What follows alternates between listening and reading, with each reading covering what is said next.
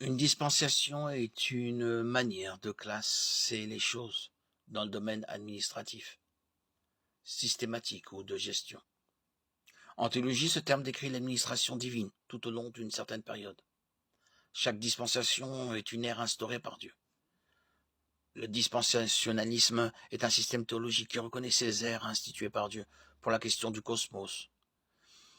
Il a deux caractéristiques principales. Il se base sur une interprétation littérale cohérente des Écritures, particulièrement des prophéties bibliques, et il établit une distinction entre Israël et l'Église dans le plan de Dieu.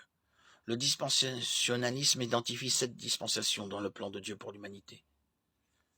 Les dispensationalistes envisagent l'interprétation de la Bible sous un angle littéral, ce qui revient à attribuer à chaque mot son sens le plus courant. Bien sûr, les symboles, figures de style et images sont pris en compte, mais même les symboles et les essences figurées ont un sens littéral. Ainsi, quand la Bible parle de 1000 ans, l'Apocalypse 20, en l'absence d'indications contraires, les dispensationalistes interprètent ce passage comme faisant référence à une période littérale d'une durée de 1000 ans, la dispensation du royaume. Il y a au moins deux raisons pour lesquelles l'interprétation littérale est la meilleure interprétation possible des Écritures. D'abord, en termes philosophiques, le sens même du langage requiert d'interpréter les mots littéralement. Le langage a été donné par Dieu afin de nous permettre de communiquer. Les mots sont porteurs du sens. La deuxième raison est biblique. Toutes les prophéties concernant Jésus-Christ dans l'Ancien Testament se sont accomplies littéralement, de sa naissance à sa mort et à sa résurrection, en passant par son ministère.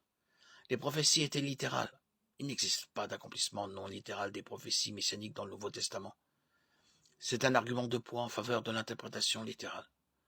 Sans cette interprétation, il n'y aurait pas de normes objectives pour comprendre la Bible, et tout un chacun pourrait l'interpréter à sa guise. L'interprétation biblique se réduirait à ce que ce passage me dit, au lieu de ce que la Bible le dit. Malheureusement, c'est souvent la manière dont sont menées les études bibliques aujourd'hui.